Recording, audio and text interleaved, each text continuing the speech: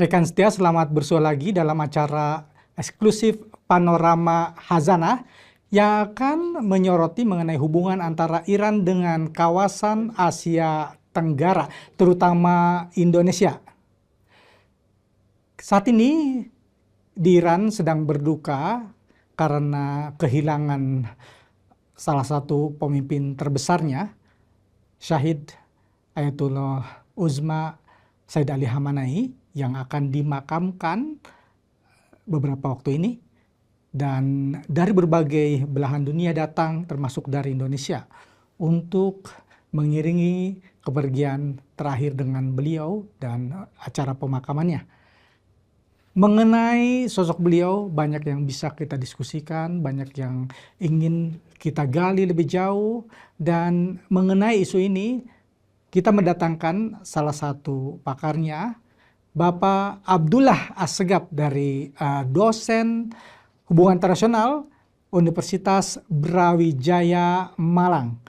Selamat datang Pak Abdullah, terima kasih sudah memenuhi undangan kami untuk menjalin kontak dan mengisi acara ini. Silakan menyapa pemirsa kita, Pak Abdullah. Ya, terima kasih Mas Furkon dari Panorama Indonesia Iran.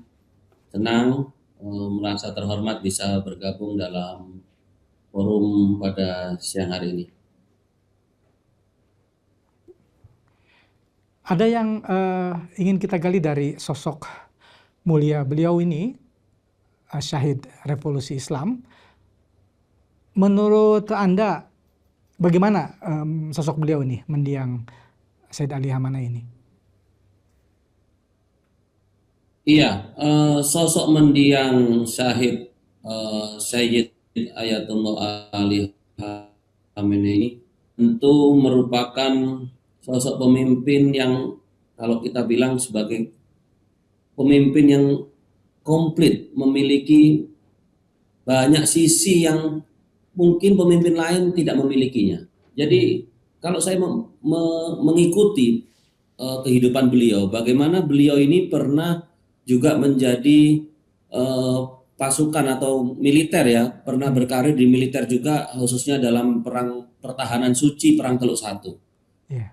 Beliau juga pernah menjadi presiden dan sebelumnya juga beliau Betul. seorang pelajar ya dari Mashhad yang lalu melanjutkan ke Qom dan Tehran sampai beliau tumbuh menjadi seorang yang dari keluarga sederhana. Yeah. Tetapi beliau pada akhirnya bisa menjadi seorang pemimpin yang pernah berkarir di militer, di pemerintahan dan juga dalam otoritas keagamaan. Beliau mencapai status ayatullah.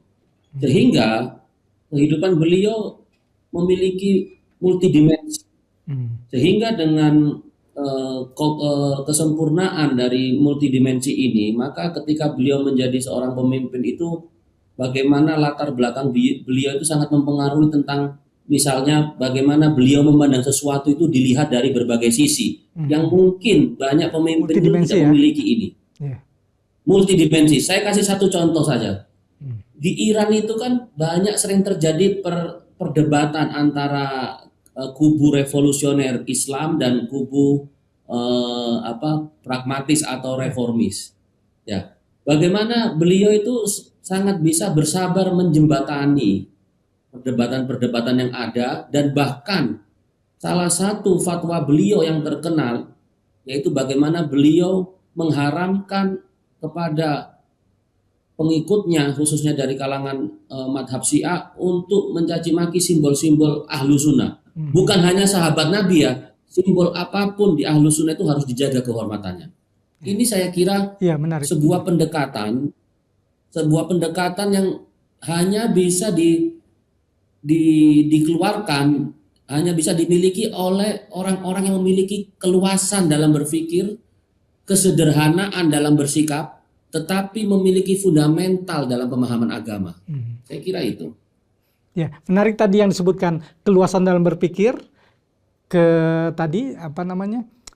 keluasan dalam berpikir, ketinggian ilmu, pemahaman, Dan tadi tentang etika ini juga menarik ya, ada semuanya kombinasinya itu visi juga bergabung dengan keilmuan dan ada tadi juga dalam perjalanannya beliau dengan berbagai bidang ini tetap hadir dengan latar belakang tadi sebagai seorang rohaniawan. Ini menurut saya menarik ya, bahwa spiritualitas itu menjadi landasan dalam berbagai peran apapun.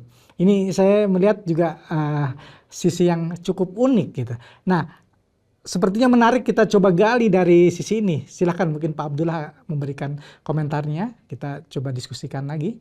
Ya. Iya, jadi ada banyak hal ya, tapi saya ingin fokus pada satu dua hal, khususnya bagaimana beliau sebagai seorang supreme leader ya, ketika Syahid Ayatullah Ruhullah Khomeini wafat di tahun 1989 dan beliau menggantikan posisi supreme leader, maka disitulah sejarah Iran pasca revolusi benar-benar ditulis oleh tinta emas oleh beliau. Bagaimana kepemimpinan beliau telah membuat Iran naik kelas. Bagaimana Iran pra-revolusi dan pasca revolusi itu mengalami lompatan yang sangat jauh. Dan itu karena kepemimpinan beliau 8 tahun menjadi presiden dan dilanjutkan menjadi supreme leader hingga menjemput Syahid pada 2026 kemarin. Salah satu lompatan prestasi yaitu tentang kita ketahui bagaimana perhatian beliau kepada kaum perempuan misalnya. Saya melihat banyak sekali hari ini data-data yang saya dapat, doktor wanita di Iran itu melonjak tinggi. Bahkan di tahun 2025 kemarin pendaftar yang mendaftar untuk sekolah doktoral dari sisi jenis kelamin perempuan itu hampir 60.000. Artinya apa? Ini jumlah yang sangat besar, ya. Ini menunjukkan bahwasanya Syahid Ayatullah Ali Khamenei ini berhasil menunjukkan kepada dunia bahwasanya Islam yang diidentikan oleh orientalis, yang diidentikan oleh daripada masyarakat barat yang mengekang perempuan, ini terbantahkan dengan 60.000 daripada wanita Iran yang mendaftar ke jenjang doktoral. Ini adalah suatu jawaban apakah Iran terbelakang dengan kaum wanitanya, dan ini dijawab tidak. Ya. Yang kedua, saya mengikuti betul bagaimana Syahid Ali Khamenei ini memiliki pendekatan pandangan yang luar biasa tentang kedudukan kaum perempuan. Bagaimana beliau membandingkan cara Barat melihat perempuan itu dengan istilah feminisme itu hanyalah menjadikan wanita sebagai komoditas, seolah-olah seorang wanita itu bisa maju kalau dia menonjolkan sisi-sisi daripada fisiknya yang itu akhirnya dijadikan komoditi oleh dunia barat. Perempuan akan dianggap maju jika menunjukkan rambutnya yang berwarna merah, pakaiannya yang terbuka, dan mereka berprestasi dengan menonjolkan sisi-sisi tersebut. Tetapi Syahid Ali Khamenei memberikan kepada kita pendekatan bahwasanya feminisme liberal dalam mendorong perempuan untuk maju itu adalah keterbelakangan. Kita dalam Islam bukan berarti tidak mendukung perempuan, tapi kita menempatkan perempuan pada tempatnya. Beliau mengeluarkan suatu konsep yang dinamakan kebebasan, freedom of justice, kebebasan yang berkeadilan. Bahwasanya perempuan itu kita berikan hak-haknya, tetapi yang berkeadilan. Berkeadilan itu apa maksudnya? Bagaimana perempuan dalam Islam itu memiliki hal-hal yang menjadi tanggung jawab. Bagaimana secara biologis perempuan itu nantinya akan menjadi seorang ibu. Karena dia memiliki rahim yang bisa melahirkan generasi penerus. Rahim ini kalau saya maknai berasal dari kata rohim, yaitu rahim dalam bahasa Arab adalah penyayang. Bagaimana wanita ini sangat kental sisi sifat mengasihi dan menyayangi. Sehingga apa? Bagaimana seorang perempuan menurut Imam Khamenei ini, bagaimana dia nanti menjadi seorang ibu, maka dia harus menjadi seorang ibu yang cerdas, seorang ibu yang akan yang memberikan keturunan untuk sebuah generasi penerus sebuah bangsa. Sehingga apa? Kemajuan perempuan diukur daripada bagaimana dia bisa menjadi ibu yang cerdas. Untuk menjadi ibu yang cerdas, maka di poin kedua Imam Ali Khamenei mengatakan wanita juga bisa berpartisipasi di ruang publik. Dan ini dibuktikan oleh Iran di bawah kepemimpinan beliau mendorong wanita untuk masuk berpartisipasi aktif di ruang publik dan juga memiliki pendidikan yang tinggi. Jumlah pendaftar doktoral 60.000, jumlah kenaikan angka partisipasi perempuan di ruang publik termasuk beberapa menteri dari Iran itu berjenis kelamin wanita. Ini adalah bukti nyata bantahan bahwasanya Republik Islam Iran di bawah kepemimpinan beliau mengekang perempuan. Justru sebaliknya, Republik Islam Iran di bawah kepemimpinan beliau mendorong perempuan untuk maju, memiliki freedom, tetapi dengan suatu pendekatan yaitu freedom of justice, yaitu kebebasan yang berkeadilan. Berkeadilan adalah menempatkan wanita pada tempatnya, yaitu bagaimana dia akan menjadi seorang ibu, berpartisipasi aktif di masyarakat, dan mendapatkan pendidikan yang tinggi. Ini yang saya bilang multidimensi. Ini karena keluasan berpikir, tetapi tidak meninggalkan fundamental dalam prinsip-prinsip Islam, maka beliau berhasil membuat suatu kemajuan bahwasanya kemajuan suatu bangsa berasal dari kemajuan perempuan, dan Iran telah memiliki fondasi itu untuk menjadi sebuah bangsa yang maju yang menjadi warisan beliau. Ya, tadi disebutkan salah satu, ini hanya satu bagian dari legasinya ya, yang tentang perempuan yang ini menurut saya bukan hanya yang tadi diuraikan, bukan hanya sebuah pandangan, tetapi itu juga menjadi sebuah kontraskema dari pandangan Barat yang selama ini mengalami kebuntuan dalam membangun peradaban. Nah, ada hal yang menarik kita coba arahkan kepada sebuah pandangan beliau. Dalam banyak statementnya, beliau berulang kali menyatakan terkait dengan peradaban baru Islam. Terus menerus disampaikan itu. Barangkali mungkin ada yang mau disampaikan. Tadi ini satu bagiannya sudah disampaikan terkait dengan perempuan. Bagaimana peran perempuan dalam membangun peradaban baru Islam ini. Barangkali ada aspek lain yang mungkin bisa digali. Silakan Pak Abdullah. Iya.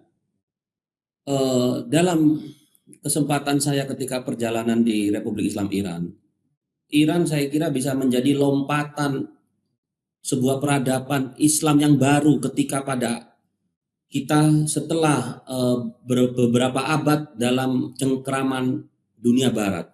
Tetapi sejak revolusi Islam Iran itu memiliki antisipatory research, memiliki pandangan jauh ke depan untuk melihat bagaimana masa depan itu dibentuk.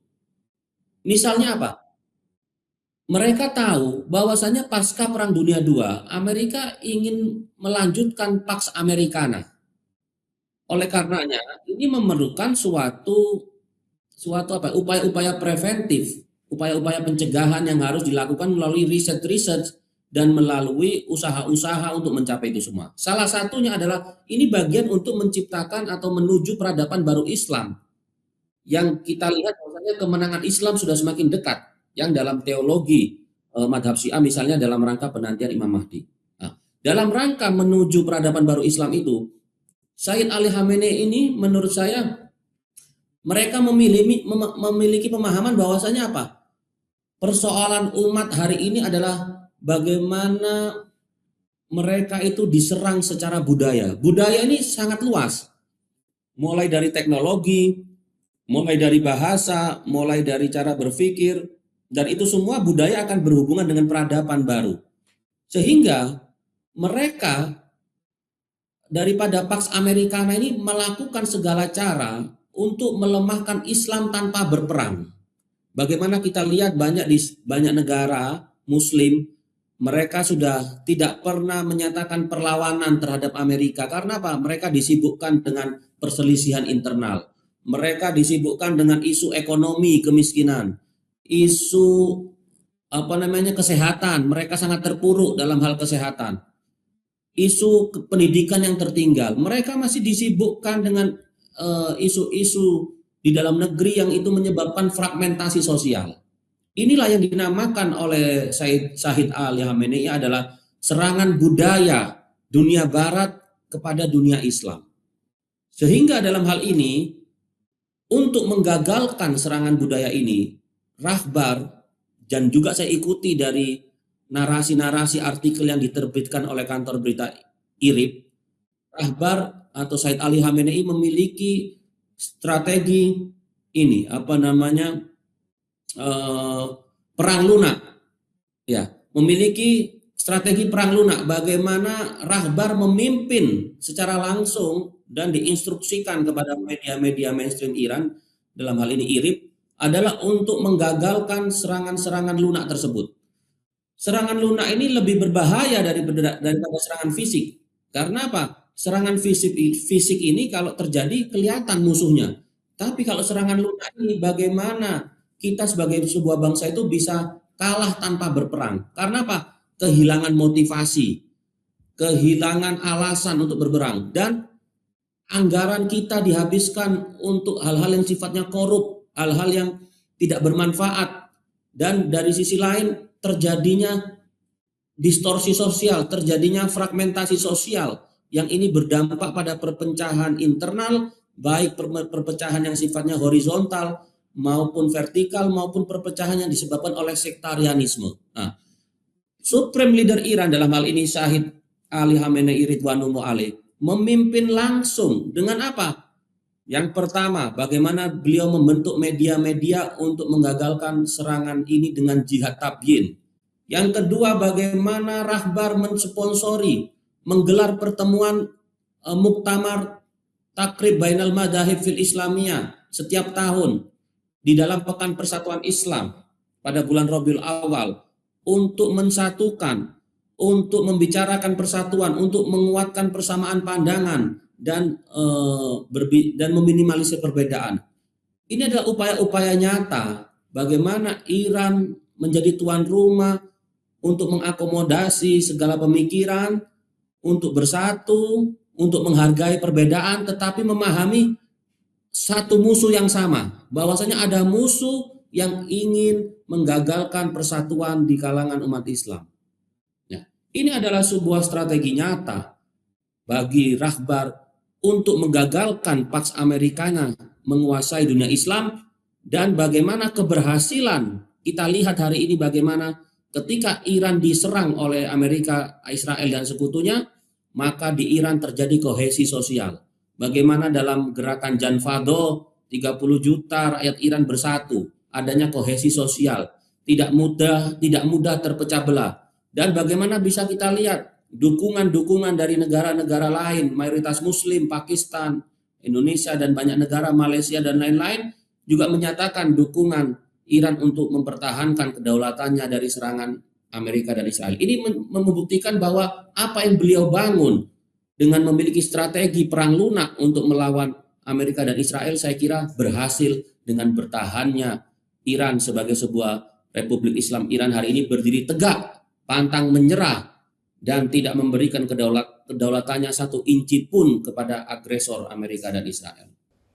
Ya, menarik tadi penjelasannya Pak Abdullah. Tadi juga Bapak menyinggung terkait dengan bagaimana resistensi Iran di bawah kepemimpinan dari mendiang Syed Ali Khamenei ini melawan agresi yang dilancarkan oleh Amerika Serikat dan Israel. Nah, di sini banyak pertanyaan yang muncul sebetulnya. Nah, apa yang melatar belakangi resistensi ini? Selain tentu saja kepemimpinan beliau ini, ada yang mungkin bisa disampaikan oleh Pak Abdullah, bisa disampaikan pada pembaca kita juga, pendengar kita juga di sini, di Pars Today dan Iran Radio ini? Silakan. Iya, memang Republik Islam Iran ini adalah sebuah negara yang ketika negara ini dibentuk setelah revolusi, itu naskahnya itu sudah disiapkan oleh para filsuf. Jadi Iran ini adalah negara yang dibentuk oleh para filsuf, yaitu filsuf yang paling utama yaitu Syahid Imam Khomeini, Syahid Murtado Mutahari, dan Dr. Ali Shariati, dan tidak memungkiri banyak filsuf-filsuf lainnya. Ini yang menarik, bagaimana negara dibentuk oleh filsuf dan dijalankan oleh filsuf sebagai pemimpin tertinggi dan didukung oleh dengan 88 Dewan Majelis Korbegon. Ini adalah sebuah komitmen negara yang disusun oleh para filsuf. Sehingga apa? Keberhasilan Iran dalam melakukan perlawanan, yang pertama dari sisi politik pemerintahan karena adanya sistem wilayatul faqih. Yang di situ adalah sebuah pemerintahan yang membatasi kekuasaan daripada eksekutif, legislatif dan yudikatif yang bisa dikontrol. Tetapi yang mengontrol ini adalah orang-orang yang memiliki syarat sebagai faqih. Nah, ini adalah sebuah konsep yang diturunkan dari teologi Islam yang sangat memberikan otoritas besar bagi utusan Tuhan, yaitu Nabi. Ketika Nabi tiada, dilanjutkan oleh para imam, dan ketika para imam tiada dan sekarang menunggu kemunculan Imam Mahdi, maka Republik Islam mengganti dengan konsep naibul imam, pengganti imam, yaitu seorang wali faqih yang memenuhi syarat. Nah, ini adalah sebuah kejelasan otoritas tunggal dari ilahi yang bisa dikonsepsi menjadi sebuah negara dengan tetap tidak mengurangi partisipasi rakyat di dalamnya. Bagaimana ada pemilihan presiden, ada pemilihan parlemen, ini menunjukkan adalah gabungan dari sistem demokrasi dan teokrasi sehingga muncullah sebuah Republik Islam Iran. Itu yang pertama dari sisi politik pemerintahan. Yang kedua, sebuah perlawanan tidak mungkin tanpa al-quwah, kekuatan.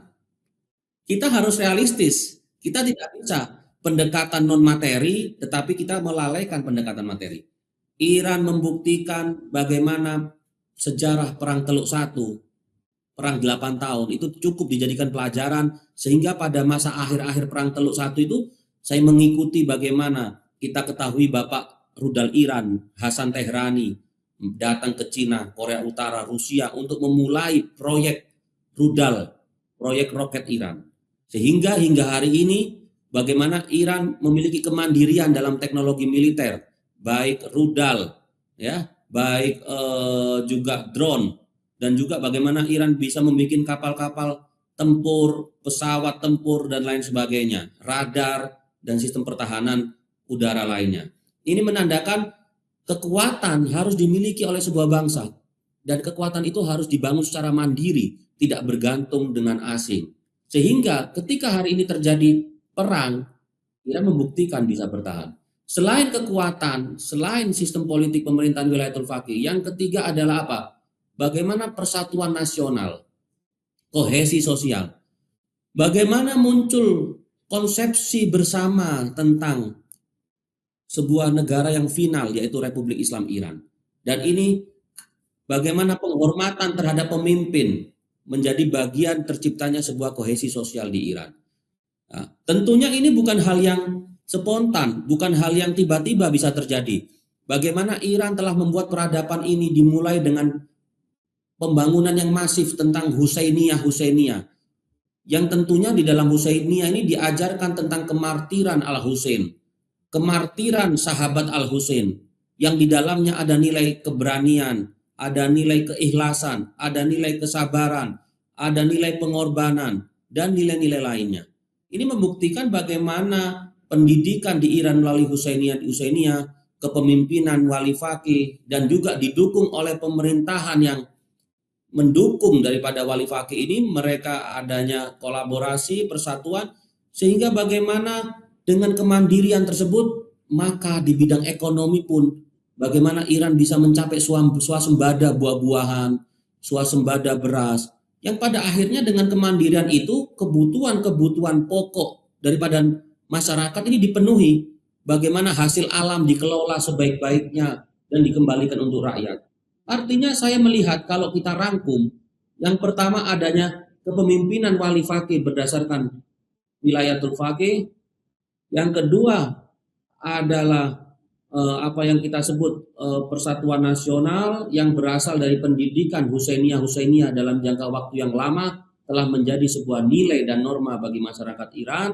Dan yang ketiga, kemandirian militer, swasembada ekonomi, ini juga sangat mendukung bagaimana kekuatan Iran terbentuk. Sehingga ketika pendekatan materi, yaitu kemandirian militer ekonomi ini dimiliki, tetapi ditopang dengan kemampuan non materi, yaitu apa? Misalnya kesahitan adalah nilai yang harus dijemput, pengorbanan harus dimiliki, keberanian. Sehingga dengan adanya akumulasi dari dua pendekatan materi dan non-materi ini, maka telah menghasilkan sebuah masyarakat yang kuat, dibawa kepemimpinan yang kuat, dan didukung dengan kemandirian nasional. Ini yang tidak dimiliki oleh banyak bangsa. Mungkin negara-negara lain memiliki kekuatan materi, memiliki ekonomi yang tumbuh yang bagus, memiliki militer, tetapi mereka bangsanya, rakyatnya, militernya tidak mau berkorban.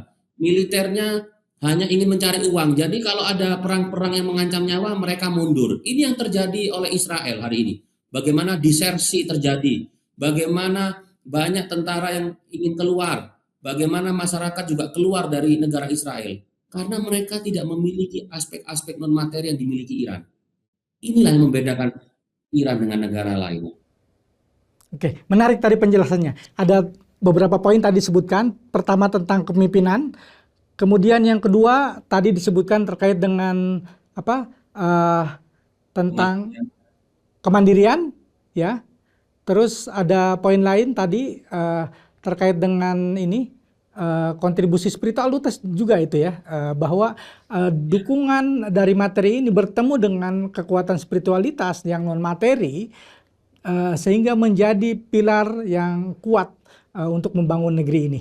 Ada yang ingin kita coba gali lagi terkait dengan peta dunia ini kan sekarang sedang bergeser dari unilateralisme Amerika Serikat menuju ke arah multilateralisme. Nah, bagaimana Anda melihat ini dan seberapa jauh signifikansi peran dari mendiang syahid revolusi Islam ini? Iya, secara sederhana, unilateralisme itu adalah kekuatan dominasi Amerika Serikat. Dan dominasi Amerika Serikat terbesar ada di kawasan Timur Tengah. Kenapa di Timur Tengah? Karena disitulah penjual beli energi terbesar ada di Timur Tengah. Dengan hasil penjualan energi itulah uang-uang itu dikirim ke pasar obligasi di Amerika Serikat. Dari Timur Tengah lah Inggris dan Amerika menguasai asuransi pelayaran. Artinya apa? Lalu lintas jalur energi yang padat itu telah menjadi sebuah pundi-pundi ekonomi yang sangat besar bagi Amerika Serikat. Dan itu adalah modal untuk mempertahankan dominasi Amerika Serikat di kawasan Timur Tengah.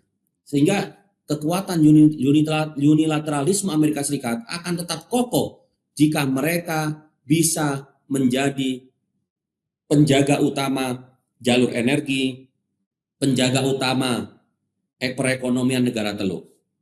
Tetapi perang Ramadan 40 hari telah merubah tatanan dunia. Bagaimana 25% jalur energi yang melewati Selat Hormuz hari ini telah dikendalikan oleh Republik Islam Iran. Artinya apa? Amerika telah kehilangan pendapatannya dari Selat Hormuz. Sudah tidak ada lagi jual beli. Mungkin masih ada tapi sudah berkurang jual beli menggunakan dolar. Sehingga apa? Pasokan dolar untuk ke pasar obligasi Amerika menjadi menurun. Sehingga cadangan dolar juga menurun. Inilah yang saya katakan bagaimana unipolaritas akan bergeser ke multipolaritas. Amerika sudah tidak bisa memaksakan lagi dirinya ketika secara ekonomi sudah melemah karena cadangannya menurun, cadangan dolarnya menurun, dan yang kedua bagaimana Amerika sudah tidak bisa menjadi mitra yang diandalkan oleh negara Teluk untuk menjaga keamanannya. Sehingga apa? Pendapatan Amerika juga berkurang dalam persekutuannya dengan negara Teluk. Sehingga dengan konsepsi ini, maka Amerika tidak lagi bisa dominan atau bahkan terjadi geopolitical shifting, ada pergeseran geopolitik yang tadinya ditentukan Amerika, hari ini tidak bisa ditentukan Amerika sendiri. Itu bahasa yang paling halus, yang paling bisa diterima adalah terjadinya pergeseran geopolitik yang Amerika tidak bisa menentukan sendiri. Amerika sudah harus melakukan komunikasi dengan Iran, harus melakukan komunikasi dengan Turki, melakukan komunikasi dengan Pakistan untuk mengamankan bersama kawasan Timur Tengah. Kalau Amerika tetap ingin mendominasi dengan cara-cara arogan kekuatan militer, maka harus ada konsekuensi yang diambil. Bagaimana nantinya goncangan ekonomi semakin kuat karena Amerika sudah tidak bisa mengandalkan dirinya sendiri. Dan tidak mungkin pada akhirnya ada dalam peta global ini Cina juga merasa terancam kalau Amerika memaksakan kehendaknya sendiri. Karena apa? Pasokan minyak Cina akan terganggu. Rusia juga begitu. Rusia memiliki mitra-mitra strategis dengan Arab Saudi, dengan Iran. Kalau Amerika tetap memaksakan arogansinya untuk menyerang, untuk menaklukkan negara lain dengan kekuatan militer, padahal secara kekuatan ekonomi dan militer Amerika sudah lemah, tidak bisa mencapai tujuannya dengan sendiri, maka ketika Amerika memaksakan kehendaknya, itu bisa saja Amerika mengundang negara lain untuk apa? Untuk paling tidak untuk menyerang atau untuk menyerang ataupun membantah kebijakan-kebijakan Amerika, karena Cina, Rusia tentu tidak akan diuntungkan jika Amerika tetap sewenang-wenang. Inilah yang saya bilang, maka dunia hari ini sudah bergeser ke multipolar. Kebijakan-kebijakan strategis harus dikomunikasikan, dinegosiasikan dengan Cina, Turki, Iran, Arab Saudi, Pakistan, dan Rusia. Ya, tadi belum disinggung bagaimana signifikansi peran beliau ini, peran mendiang dalam mengarahkan dunia pada multilateralisme ini. Peran dari Said Ali Khamenei sangat jelas. Bagaimana pada kepemimpinan beliau selalu menjaga agar revolusi Islam Iran ini tidak bergeser, tidak tunduk. Bahkan ketika beliau syahid, beliau mengatakan kata-kata yang pernah diucapkan oleh Husain alaihi salam bahwasanya orang sepertiku tidak akan membaiat Yazid. Said Ali Khamenei mengatakan orang sepertiku tidak akan bersepakat dengan Trump. Bahkan ketika Trump menginginkan bertemu dengan Imam Ali Khamenei pun tidak mau. Leadership, keteguhan, kesabaran. Jadi sebagai seorang pemimpin, bagaimana Imam Khamenei memiliki kepemimpinan yang kuat, keteguhan, kesabaran, tetapi juga menyusun kekuatan. Jadi bukan hanya bersabar secara pasif, tetapi bagaimana beliau mendorong proyek-proyek kota Gunung Rudal Iran. Kita tahu bagaimana pembangunan kota Gunung Rudal Iran itu hampir tidak pernah di blow up di media. Ini menunjukkan bagaimana kesabaran beliau agar proyek ini tetap berjalan. Sebagai apa? Ya, dia tahu ketika melihat masa depan Amerika akan menyerang, beliau tahu Selat Hormuz ada sebagai kunci. Tetapi ketika Selat Hormuz menjadi kunci, kalau tidak dibersamai dengan kekuatan spiritual yang dimiliki oleh tentara-tentara Iran, masyarakat Iran berupa dukungan tiap malam, maka tidak akan tercapai.